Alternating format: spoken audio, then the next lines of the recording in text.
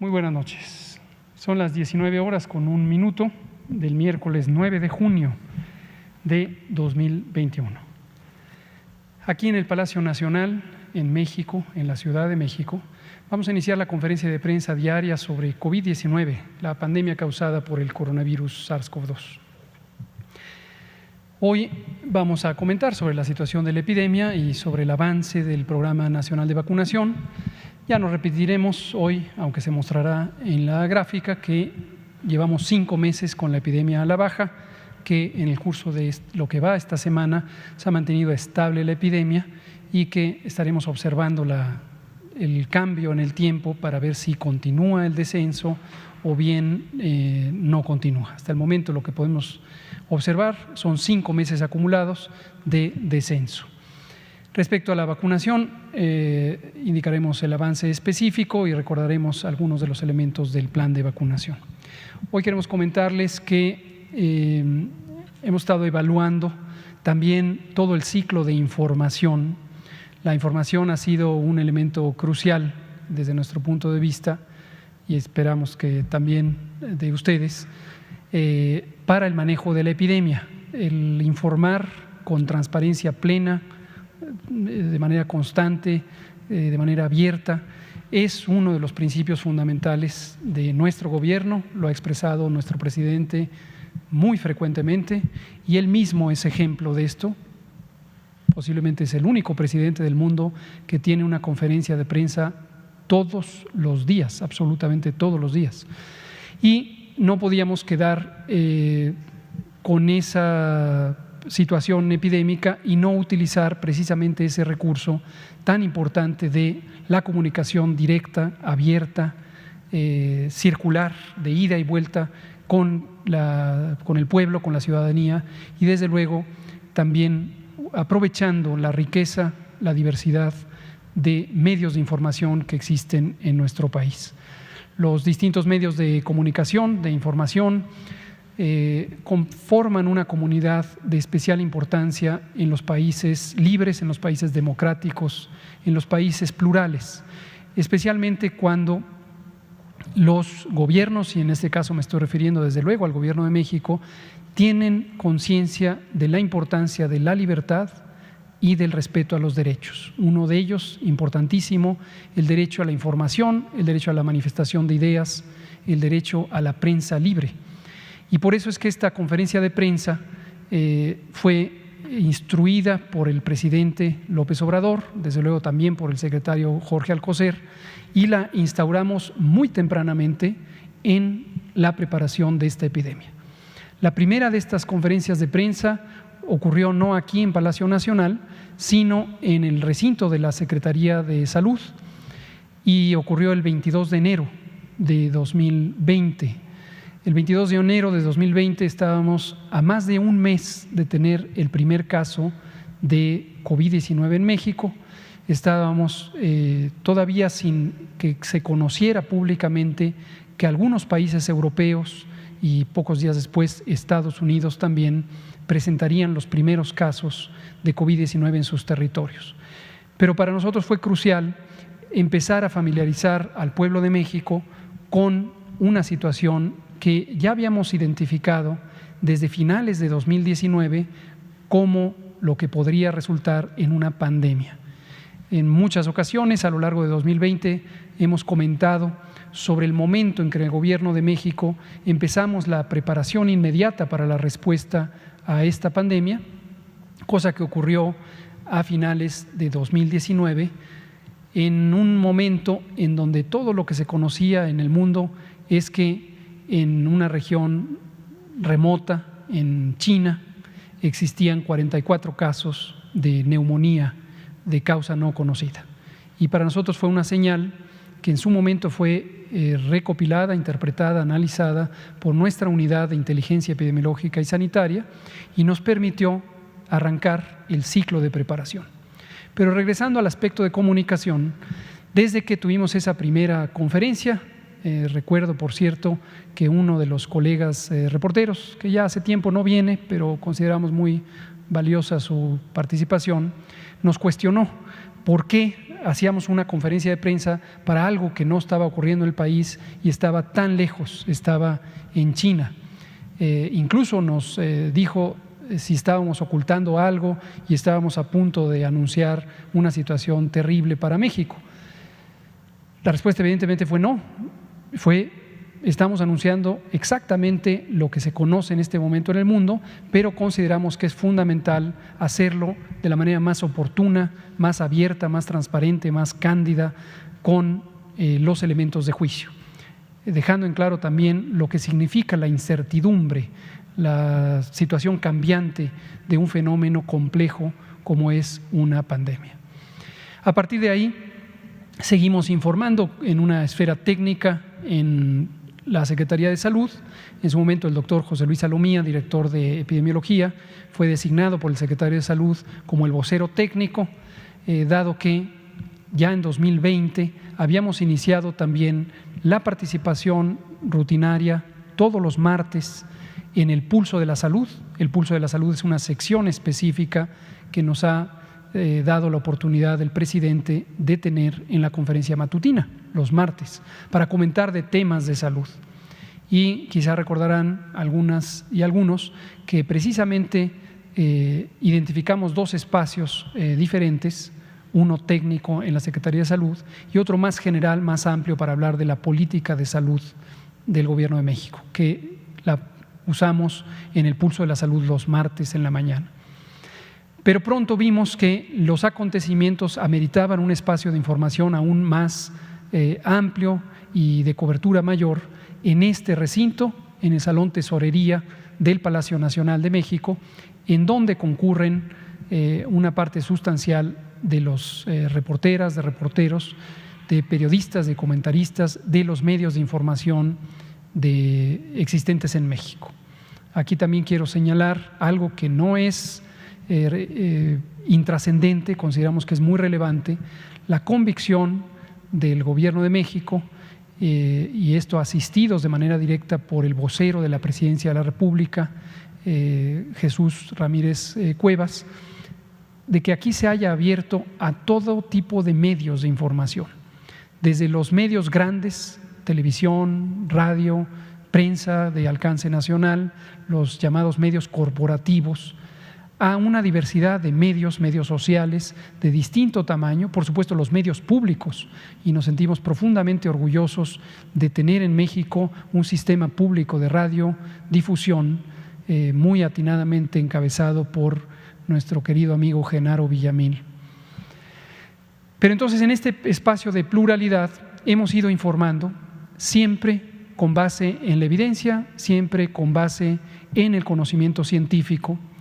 Y detrás de esta conferencia de prensa está una cantidad grande de colegas, de compañeras y compañeros, no solamente del Sistema Nacional de Salud, de las instituciones de salud, sino en general del Gobierno de México, de las distintas secretarías de Estado, distintas oficinas públicas, que todos los días trabajamos para integrar la información que aquí comentamos. He querido hacer esta introducción precisamente para comentarles que estaremos transitando a un esquema diferente de comunicación, dado que el acontecer epidémico ha tenido ya una respuesta muy positiva de reducción, insisto, durante 5 meses consecutivos. Se encuentra en este momento en estabilidad. 19 entidades federativas están en condición de riesgo mínimo con el semáforo verde. Casi el resto está con semáforo amarillo. Hay 4 entidades, como lo hemos comentado, que tienen semáforo naranja, pero en general vemos una estabilidad importante. Y hemos tenido un avance muy sustancial del plan de vacunación, así como indicadores de una amplia inmunidad poblacional que estará próxima a ser conocida y actualizada con los esfuerzos de la Encuesta Nacional de Salud y Nutrición 2021, que está próxima a arrancar. Entonces, esto lo que nos permite es transitar a un nuevo esquema de comunicación, que puede ser la evolución natural de esta conferencia de prensa. Insisto, hemos destacado la participación de ustedes que ahora son las personas reporteras que asisten de manera más continua a la conferencia. Sí quiero mencionar aquí a Juan Hernández porque es quien ha tenido la mayor asistencia invariable y me parece muy loable, no solo en el caso de Juan, todos quienes han estado al pie de la misión de comunicar. Muchas gracias, Juan.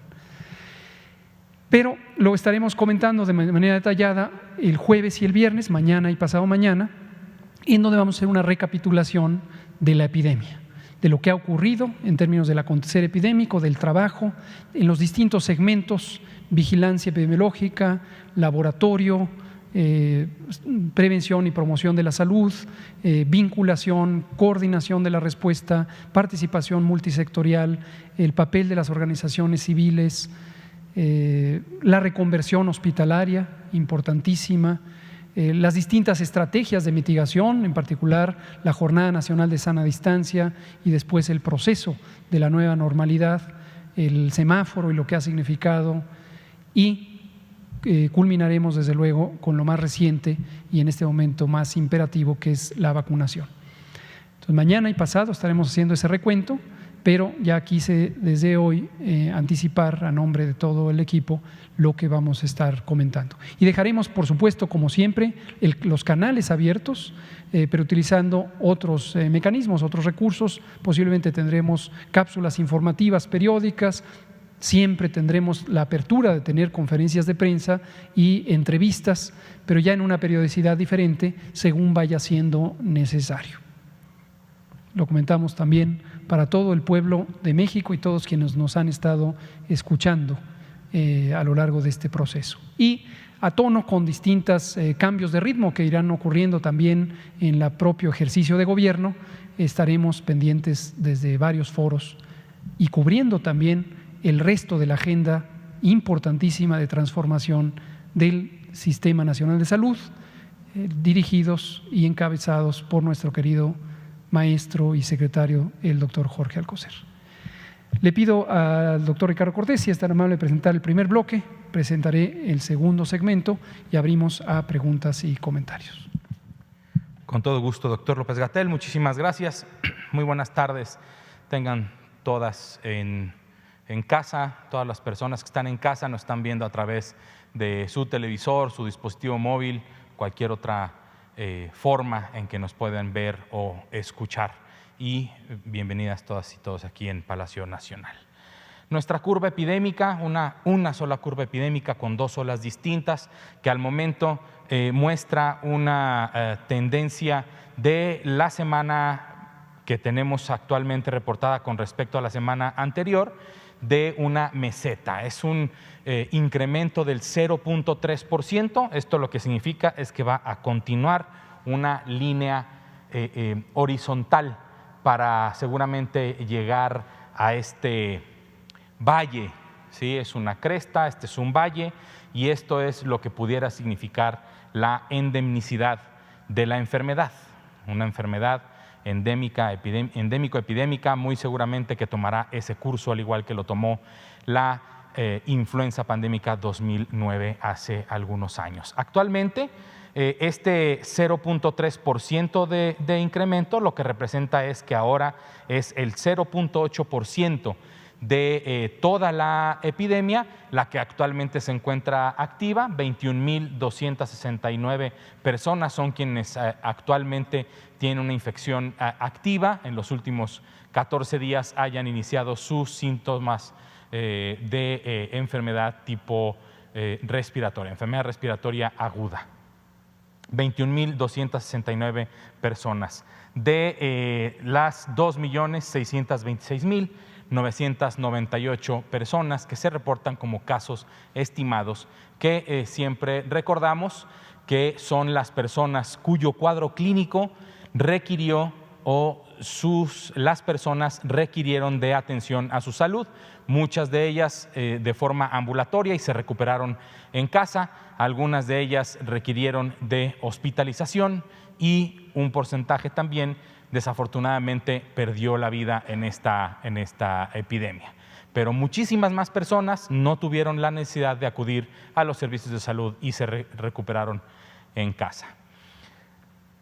Tenemos una diapositiva, una curva epidémica de hospitalizaciones sin cambio con respecto al día de ayer, 13% de ocupación hospitalaria, tanto para camas generales que atienden a personas con infección respiratoria aguda grave, que no requieren de cuidados críticos, que no requieren de un respirador mecánico, y también 13% de las camas están ocupadas, de las camas que sí cuentan con un respirador mecánico para la atención de personas que tienen una infección respiratoria aguda grave y que requieren de cuidados críticos.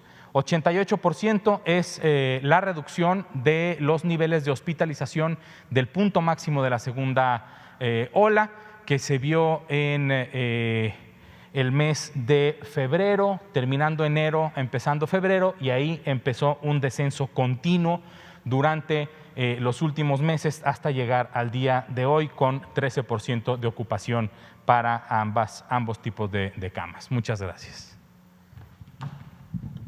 Gracias, doctor Ricardo Cortés. Vamos a ver la vacunación. Tuvimos un buen día de vacunación ayer.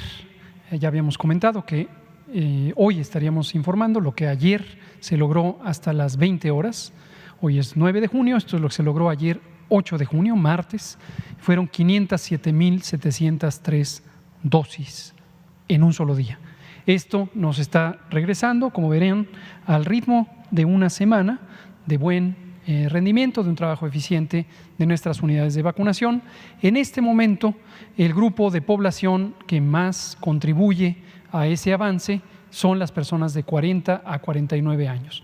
Pero aprovechamos, como siempre, para recordar que la vacunación sigue abierta para alguna persona o cualquier persona o todas las personas que pudieran tener 50 y más o 60 y más y que por alguna razón no fueron vacunadas. Pueden acercarse a los centros de vacunación.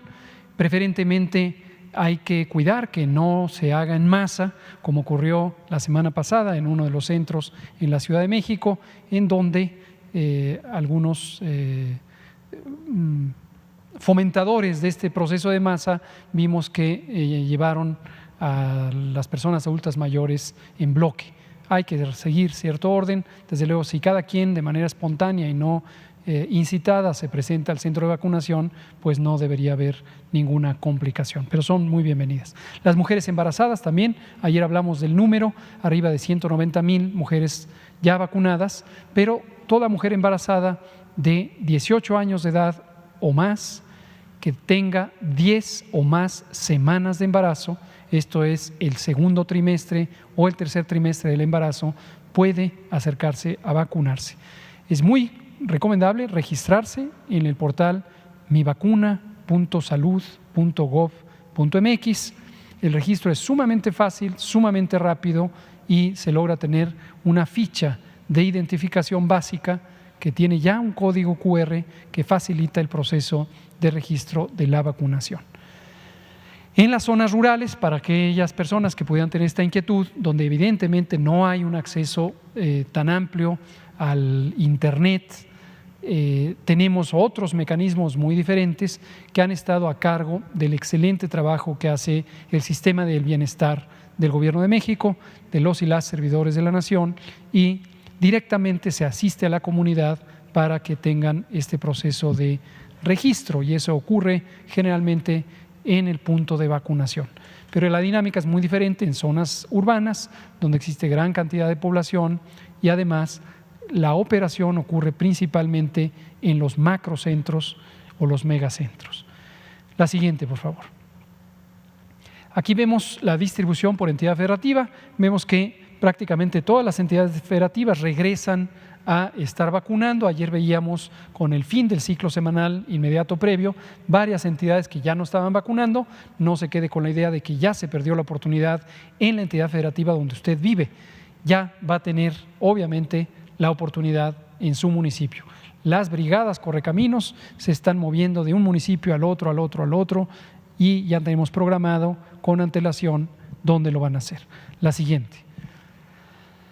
Aquí tenemos lo acumulado de dosis utilizadas, 35.166.248 dosis que se han aplicado en forma acumulada, la siguiente, y corresponden a 24 millones y medio, un poco más de 24 millones y medio, 24.570.319, que sigue siendo todavía un poco más de 27% de la población, y esto seguirá aumentando, de la población adulta, que son quienes en este momento están en posibilidad de vacunarse, dado que aún no se han recibido en México las solicitudes de los laboratorios productores de vacunas para cambiar la indicación de uso de las vacunas para incluir personas menores. En algunos países, aquí aprovecho para comentarlo, ya se inició hace aproximadamente 2 o 3 semanas la vacunación de niñas y niños y adolescentes, específicamente de 12 y hasta 15 años, porque algunas de las vacunas, específicamente la vacuna Pfizer, ya tienen evidencia científica de que la vacuna también es segura y también es eficaz en este grupo de población de 12 a 15 años.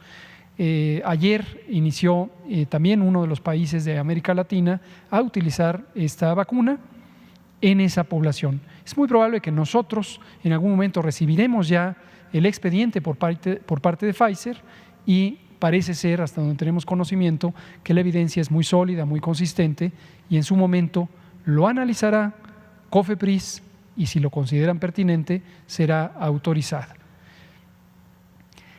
La distribución de esquemas nuevos y esquemas completos es esta. Como ven, tiene pequeñas variaciones que ya hemos explicado en días previos cuál es la razón de este cambio.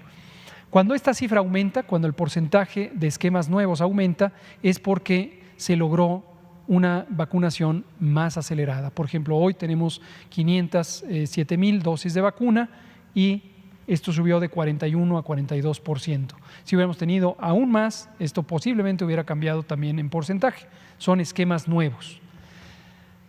Quien ya tiene las 2 dosis o la única dosis en el caso de la vacuna CanSino, pues inmediatamente pasan a esquemas completos. Ya están protegidos con la máxima rendimiento que puede dar la vacuna. 14.358.881 personas ya tienen esta condición de esquema completo. La siguiente, por favor. Hoy recibimos vacuna de Pfizer-BioNTech, precisamente como lo habíamos anticipado en el calendario semanal, 585,000 dosis de vacuna. Mañana tendremos un embarque de tamaño semejante para sumar casi 1,5 millones de dosis de vacuna de esta compañía durante la semana. La siguiente. Esto nos lleva a una suma acumulada de dosis, 44.221.655, que corresponde a cada uno de los tipos de vacuna que estamos utilizando en México. Y como siempre, aprovechamos para recordar al pueblo de los procesos de adquisición que fueron muy anticipados y que nos han permitido aprovechar oportunidades para ser uno de los 10 primeros países en tener vacunas. De hecho, si contabilizamos el número de dosis de vacuna ya aplicadas en los distintos países que están con un programa activo de vacunación, ocupamos el lugar número 9 en la lista de todos los países del mundo que informan sobre el uso de vacunas, el 9 de casi 198 países que existen en el mundo, países o estados soberanos.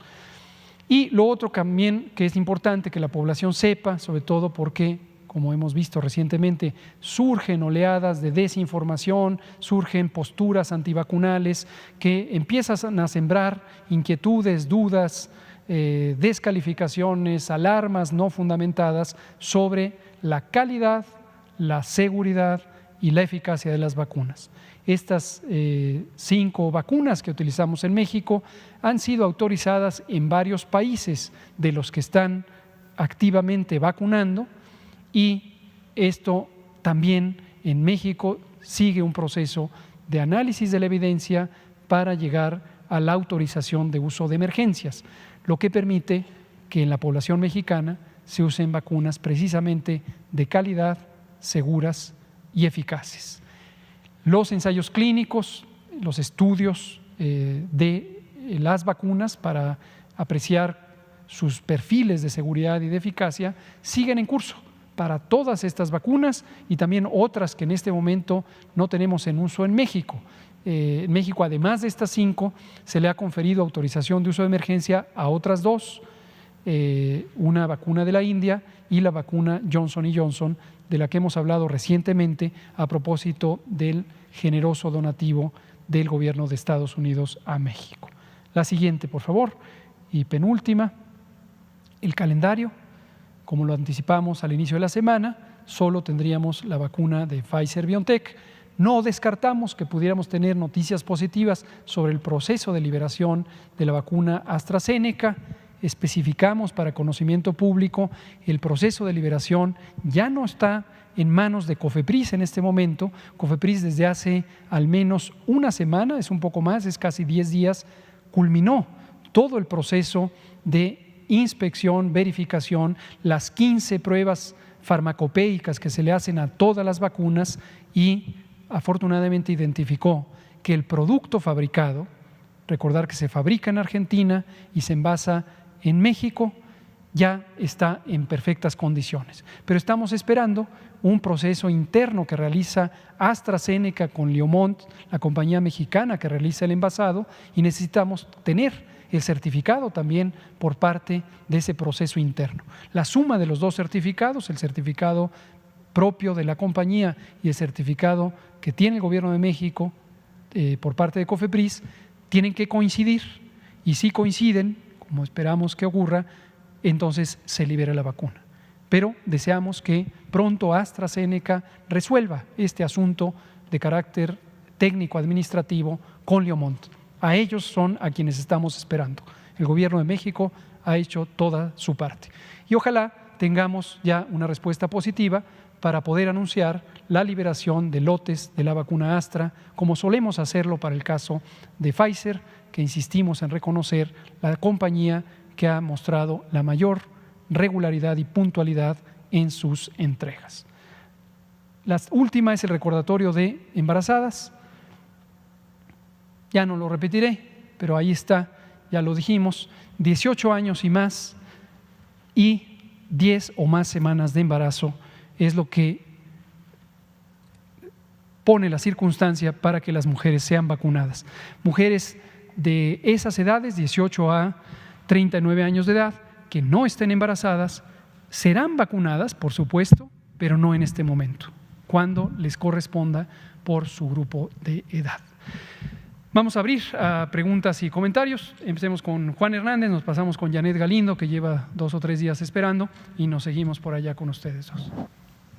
Gracias, buenas noches. Juan Hernández de Diario Basta y del Grupo Cantón. Bueno, serán los últimos días que diga esto así, ¿no? Bueno, ya ahorita precisamente abordando este nuevo esquema de información, ¿cómo se va precisamente a tocar este asunto? Sobre todo que pues se creó todo incluso podríamos hablar hasta de una tradición precisamente de este informe diario, pero también yo creo que estoy vaticinando o previendo que seguramente estos 2 últimos días vamos a tener aquí sala llena, ¿no? Entonces va a haber muchas inquietudes o va a haber temas ahí pendientes por tocar. ¿Cómo se va a abordar esto? Y bueno, esa sería la primera y única. Gracias. Con mucho gusto, Juan. Sí, algunos detalles adicionales. Básicamente lo que nos interesa es que no se pierda la continuidad de la comunicación. Garantizamos, esto es una instrucción, es una disposición general del presidente López Obrador, del secretario Alcocer. En todo momento tenemos que tener los canales abiertos para informar, para escuchar y para responder a las preguntas. Pero en la información específica de la pandemia, identificamos ya este largo periodo, prácticamente la mitad de todo este año 2021, con una señal muy clara de reducción, estabilidad en todos los indicadores y la dinámica de la conferencia también obviamente llega a su punto de, vamos a decir, saturación, agotamiento. La audiencia que directamente nos sintoniza por radio, televisión o por las distintas medios digitales, de Internet, o ustedes mismos que asisten aquí, y siempre es eso muy valioso, pensamos que ahora necesitamos tener otros instrumentos. Uno importante que el doctor Alcocer nos ha encomendado es ya también empezar a ampliar los otros temas. Tenemos varios temas que nos interesa se conozcan. Aquí hemos aprovechado en este foro durante prácticamente todo el año, lo recordarán, para introducir los temas en los que, paralelo a la respuesta a COVID, seguimos trabajando. La salud mental, las adicciones, la salud reproductiva, la salud de la infancia y la adolescencia, otras enfermedades infecciosas que suelen estar activas en distintos periodos del año, la tuberculosis, el dengue y otras zoonosis o enfermedades transmitidas por vectores, en fin, el VIH-Sida, la hepatitis C. Casi todos nuestros equipos completos han venido en una o dos ocasiones, la transfusión sanguínea, el propio proceso de regulación sanitaria con COFEPRIS, desde luego las instituciones, parte del sector, el Seguro Social ha venido innumerables veces, incluso representado por el maestro Zoe Robledo, lo mismo el ISSSTE representado por su titular o su director médico. Otras instituciones, desde la Secretaría de Cultura, la Secretaría del Trabajo, la Secretaría de Economía, los Institutos Nacionales de Salud, en fin, casi todo mundo ha venido aquí, la Secretaría de Turismo, miembros de la sociedad civil. Van a ver, en el recuento es impresionante la cantidad de voces que han sido presentadas aquí. Y lo que queremos es que los distintos trabajos que están avanzando ya se informen con mayor extensión y no todo esté centrado en COVID, insisto, aprovechando que COVID tiene este periodo de importante estabilidad. Iremos informando también puntualmente sobre disposiciones en el manejo de la epidemia. El semáforo, por ejemplo, sigue vigente. No anticipamos que se pierda de manera inmediata la disposición del semáforo y durante algunas semanas o meses ya iremos viendo hasta cuándo seguirá vigente el semáforo. Entonces tenemos que informar del semáforo. En este ciclo, sí, de modo que también para que todos y todas tengan claridad, este viernes 11 de junio tendríamos el cierre del ciclo de la vespertina, la nocturna, por el momento. Pero quedan abiertos otros espacios que estaremos conduciendo, a lo mejor ya desde la Secretaría de Salud, y los martes, por supuesto, hasta ahorita seguimos con la instrucción y la invitación del presidente de venir al Pulso de la Salud los martes en la conferencia matutina. Por favor, Sergio Noble, Pulso Saludable. Ya me salté a Janet otra vez. Van a decir que soy misógino. No, por favor, vamos a darle la palabra a Janet. Janet Galindo, Mundo Pharma, que pacientemente ha esperado 3 o 4 días y que no se apresura ni se inquieta porque es muy respetuosa. Muchas gracias. Por favor. Sigo esperando. Buenas noches, Janet Galindo de Mundo Pharma. ¿Cómo ha beneficiado a Latinoamérica que México sea un referente en vacunas con respecto a sus aprobaciones locales para el uso de emergencia de la vacuna contra COVID? Cómo no. Muchas gracias por esta pregunta, Janet. Quisiera extenderla un poquito más allá de las autorizaciones, pero desde luego abordando el tema de las autorizaciones. México tiene una historia de trabajo en salud pública que ha atendido la agenda nacional y la agenda internacional. Y en esto quiero, sin ambajes, sin limitación, agradecer a todos quienes nos han antecedido en el trabajo de salud pública en México. Por ejemplo, México ha asistido a varios países en su respuesta ante desastres o ante huracanes. Y no es raro que a través de los distintos mecanismos previstos por la ley para la cooperación técnica se manden brigadas de trabajo directamente de epidemiólogas, epidemiólogos o médicas, médicos y otro personal a atender la respuesta a huracanes, a terremotos, a elementos climáticos. México ha asistido también la conducción de ciertos programas de salud pública en otros países, principalmente de la región de América. México también ha ayudado a la respuesta a epidemias. Por ejemplo, en la pandemia de influenza 2009, varios de nuestras compañeras y compañeros fueron a algunos países, Argentina, por ejemplo, a ayudar a montar los protocolos hospitalarios de respuesta. Y otras. En vacunas también México ha tenido una participación en mecanismos de integración regional técnicos.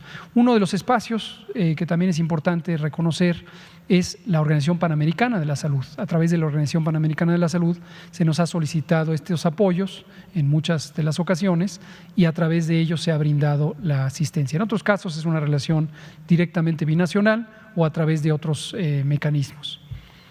Durante la epidemia de COVID no ha sido la excepción. Tenemos el gusto y el privilegio de tener un excelente equipo de la Organización Panamericana de la Salud en la Oficina de México, que trabajan con nosotros como si fuera el mismo equipo, como si fueran parte de nuestro gobierno, aunque siempre tenemos mucha conciencia y mucho respeto, por supuesto, de la independencia de esta organización internacional. Pero esto nos permitió la oportunidad de ayudar. Un ejemplo muy concreto, fuimos el primer país de la región, y hasta donde tengo entendido casi del mundo, en tener un protocolo técnico para el diagnóstico del virus SARS-CoV-2, del virus que causa COVID-19. Esto lo desarrolló nuestro INDRE, el Instituto de Referencia y Diagnóstico Epidemiológicos, haciendo un trabajo magnífico y rápido, y tuvimos ese primer protocolo de diagnóstico. A través de la Organización Panamericana y Mundial de la Salud, fuimos sede del primer taller regional de entrenamiento en laboratorio, específicamente para COVID-19. Entonces, ese fue uno de los primeros trabajos que hicimos. Eso fue al inicio de la epidemia, en enero, la última semana de enero o primera de febrero. Respecto a vacunas, el hecho mismo de que hayamos tenido esta proactividad para ir a buscar las vacunas también nos ha permitido posicionarnos en la oportunidad de ayudar. Ayer me preguntaba el compañero de Canal 14 sobre estos posibles donativos. Aprovecho para extender mi respuesta a lo de ayer. Primero, pudimos tener las vacunas nosotros, eso es importante. Uno no puede ayudar si no se ha ayudado y está en condiciones seguras. Es un poco análogo a lo que pasa con los sistemas de seguridad en general. En los aviones, por ejemplo, la instrucción es: si hay una pérdida de presión en la cabina, asegúrese de tener su mascarilla antes de tener la de otros. Es la misma lógica, ocurre en todos los sistemas de respuesta a emergencias. Entonces, garantizamos tener vacunas, garantizamos tener un programa funcional, funcionando, un programa avanzado. Casi la tercera parte estamos acercándonos de la población vacunada. Y eso nos permite estar en posibilidades de empezar a ayudar. Uno de los primeros países en los que hemos tenido interacción, aquí yo diría de dos vías, no es de asistencia de México a ellas, sino también de regreso, es Argentina. Recordarán que en Argentina tenían un avance importante en sus negociaciones con Rusia para la vacuna Sputnik V. Nosotros no habíamos logrado tener los canales apropiados de acercamiento hasta que el presidente nos instruyó en la primera semana de enero: vayan hoy mismo a Argentina y traigan la vacuna. Así lo hicimos, así lo logramos, pero eso no se hubiera logrado sin la invaluable ayuda del presidente Alberto Fernández, la ministra Carla Bisotti, la asesora Cecilia Nicolini y el gobierno argentino. El propio convenio que existe entre partes privadas, entre una empresa argentina, una empresa mexicana, AstraZeneca, y el acompañamiento de los dos gobiernos, también es un modelo de este tipo de intercambios. Una que no quiero dejar pasar, ahorita regreso a las vacunas, es el tema de los dispositivos, los ventiladores. En México, recordarán, tuvimos en abril, mayo una importante preocupación por el desabasto de ventiladores en el mercado mundial y la insuficiencia en el sistema de salud mexicano, y tuvimos esta iniciativa de integrar un grupo técnico de desarrollo encabezado por la doctora Marilena Álvarez Builla, por instrucción del presidente, que empezó a juntar iniciativa privada, ingenieras, ingenieros mexicanos, instituciones públicas de salud, investigación y educación, y se lograron tener ventiladores que fueron presentados aquí en una conferencia matutina. Ejecatl 4T, GATSI. Con estos ventiladores se pudo suplir una parte importante de la necesidad mexicana y estamos en posibilidades de hacer donativos a otros países que en este momento enfrentan la epidemia. Termino con lo que usted preguntaba al inicio, pero aproveché para comentar sobre esto. Hemos recibido solicitudes de apoyo con vacunas, ya lo comentábamos ayer en respuesta al compañero de Canal 14, y se están procesando en este momento estas solicitudes. Por cierto, que no quisiera desaprovechar la oportunidad para ayudar a la claridad de información en Honduras. Por lo que dije ayer, la prensa adversaria, seguramente con ánimo de desinformación, empezó a atacar al presidente de Honduras diciendo que él mentía al hablar de un donativo mexicano. No miente en forma alguna, nos está agradeciendo con anticipación lo que ya solicitó y lo que estamos en un proceso diplomático administrativo de preparación. Entonces, que quede muy claro eso. Lo mismo va a ocurrir con otras naciones, Paraguay, Bolivia, Belice, Haití. Hay varias naciones que nos han solicitado ayuda. Hay ayudas directamente en especie, cediendo turnos o haciendo transferencias de producto. Hay ayudas en asistencia técnica, por ejemplo, para los modelos de preparación, de respuesta.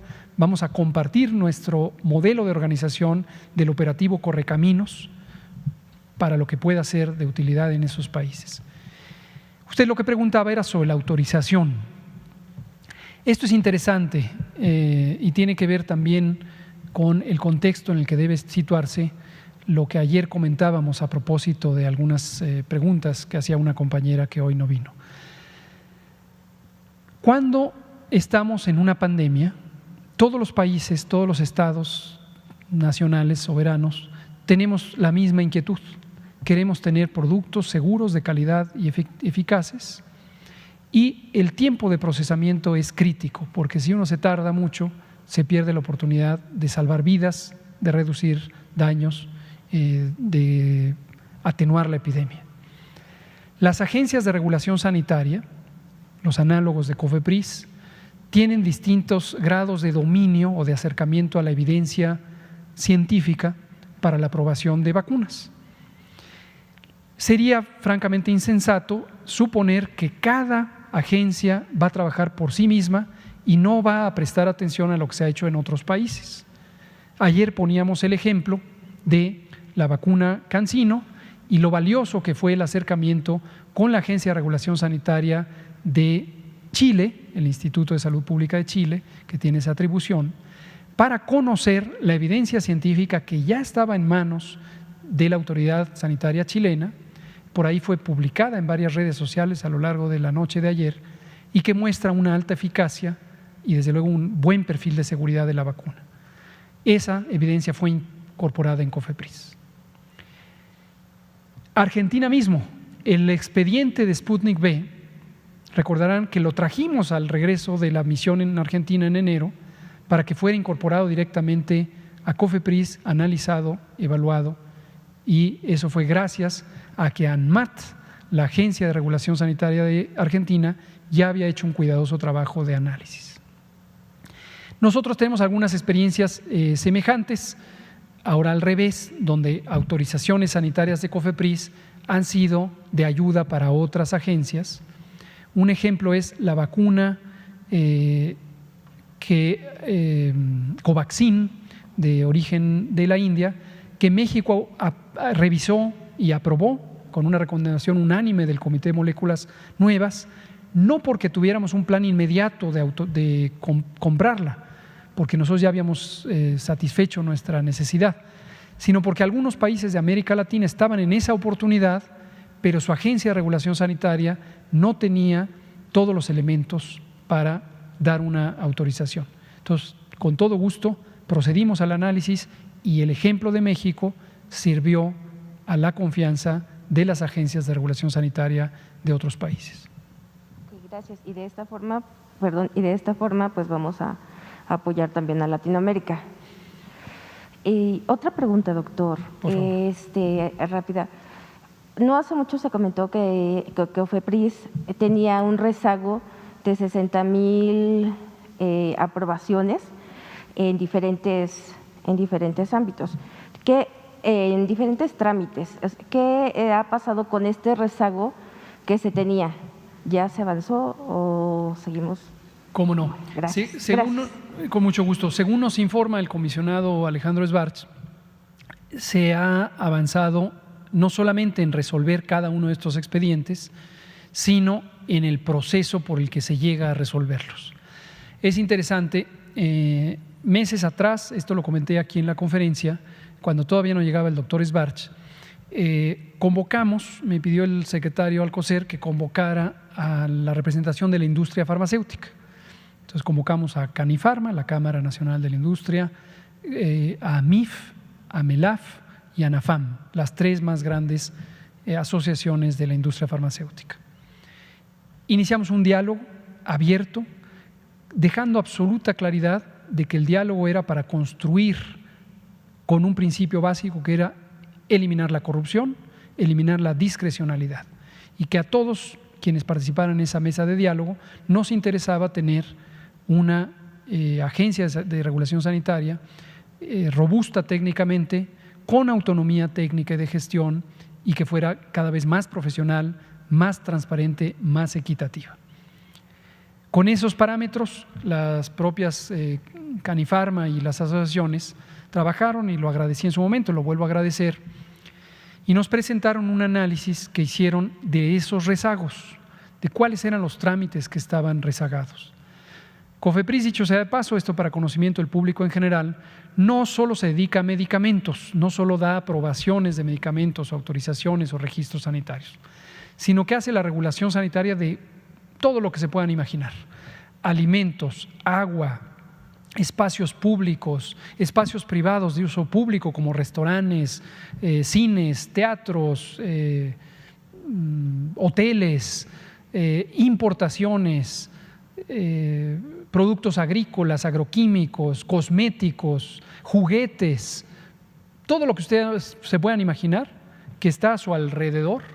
Si implica un riesgo sanitario, es materia de competencia de COFEPRIS revisar los expedientes, revisar a veces los productos mismos. Por ejemplo, hay una línea de trabajo sobre plomo en la que se evalúan juguetes y útiles escolares. Ahora que sus niñas y niños estarán entrando a la escuela, sepan que, por ejemplo, los lápices son sujetos de regulación sanitaria. ¿Por qué razón?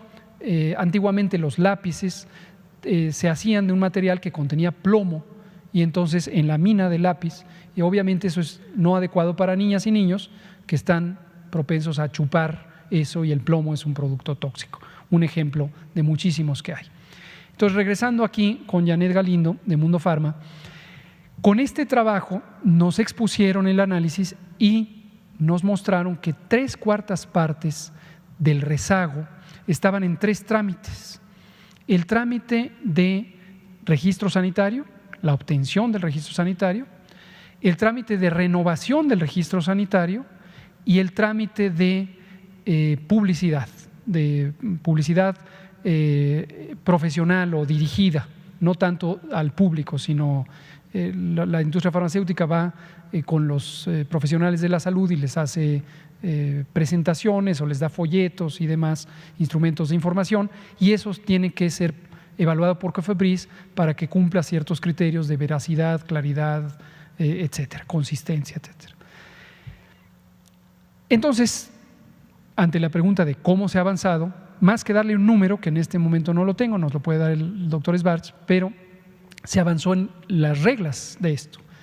Uno de los ejemplos más importantes fue: se modificó la regla que exige que el registro sanitario tenga que ser renovado periódicamente. Eso no ocurre en otras partes del mundo. La Agencia Europea de Medicamentos, la agencia de la FDA de Estados Unidos, otras agencias europeas de alto desempeño, o la de Australia, por poner algunos ejemplos, o la de Canadá, no piden que se renueve el registro sanitario cada 5 años como ocurría en México. Y lo que era impresionante es que esa renovación del registro sanitario se hacía como si no hubiera antecedentes. Se le pedía a las compañías farmacéuticas traer el expediente completo. Cuando hablamos de expedientes completos, estamos hablando de 7 carpetas de 5,000 hojas, como si el producto fuera nuevo. Y hay productos que llevan 25 o 30 años en el mercado mexicano. Entonces, se veía claramente que el diseño de procedimientos de COFEPRIS no solo era poco profesional y obsoleto, sino que en algunos casos tenía dedicatorias específicas para hacerle la vida difícil a los competidores del oligopolio de la industria farmacéutica que hemos denunciado aquí muchas veces. Otro ejemplo, el registro de un producto estaba condicionado para los productos que vienen del exterior a que entregaran un extenso portafolio exclusivamente en idioma español. Solamente se podía en idioma español. Esa es la norma 177. Y si no estaba en español, no se aceptaba.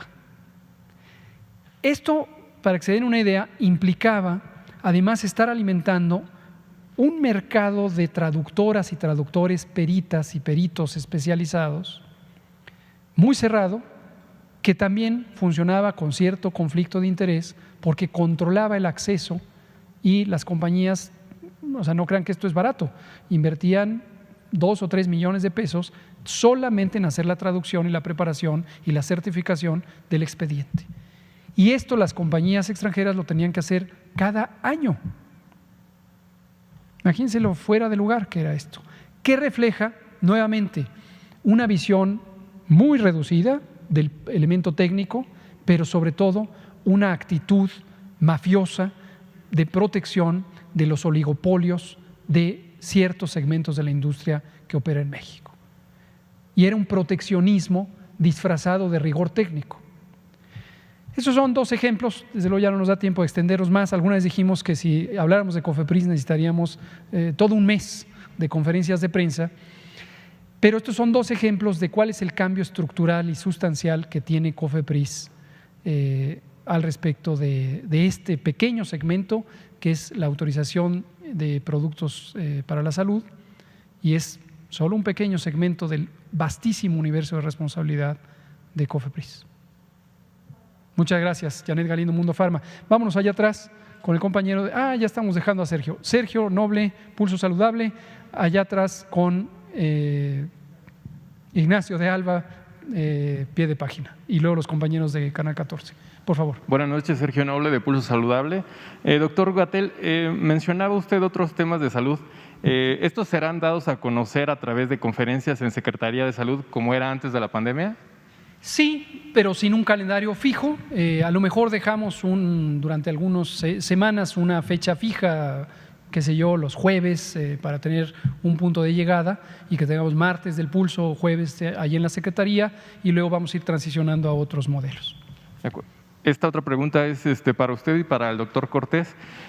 Si ambos nos pueden contar qué ha sido lo más complejo dentro de su trinchera de trabajo para cada uno al momento de comunicar durante las conferencias en esta pandemia. Pues ha habido mucho. Yo quisiera ser breve para darles oportunidad a los compañeros. Mañana, yo creo que mañana, que les anticipo la de mañana, va a venir el doctor Alomía y el doctor Ricardo Cortés, y entre los dos van a hacer un recuento de la epidemia.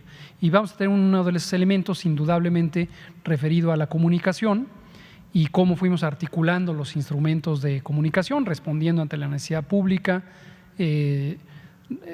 trabajando por atenuar la infodemia, tóxico epidemia paralela de ciertos grupos de interés que durante mucho tiempo, y yo creo que todavía, ayer teníamos también constatación de ello, han estado queriendo desvirtuar la información y generar pánico, resistencia, incluso a la salud pública, elementos tan fundamentales como la vacuna. Pero mañana, para que nos dé tiempo de comentarlo. Muchas gracias. Ignacio de Alba, Pie de Página, por favor.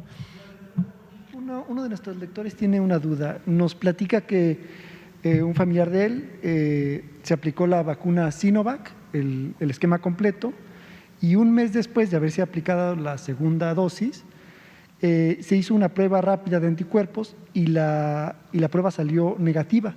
Nos pregunta que si eso es normal. Gracias. Gracias por la pregunta. Ayer precisamente lo platicábamos con Liliana Noble y creemos que es importante que el público en general lo sepa.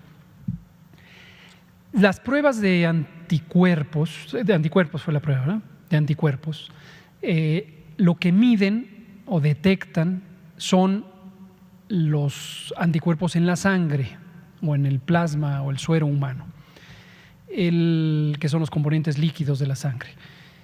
Los anticuerpos, para referencia general, son sustancias, específicamente proteínas, que fabrican los glóbulos blancos, que son las células especializadas del sistema inmune, del sistema de defensas. Estos anticuerpos son razonablemente específicos para cada una de las sustancias y microorganismos a los que nos exponemos todos los días, incluyendo el virus SARS-CoV-2.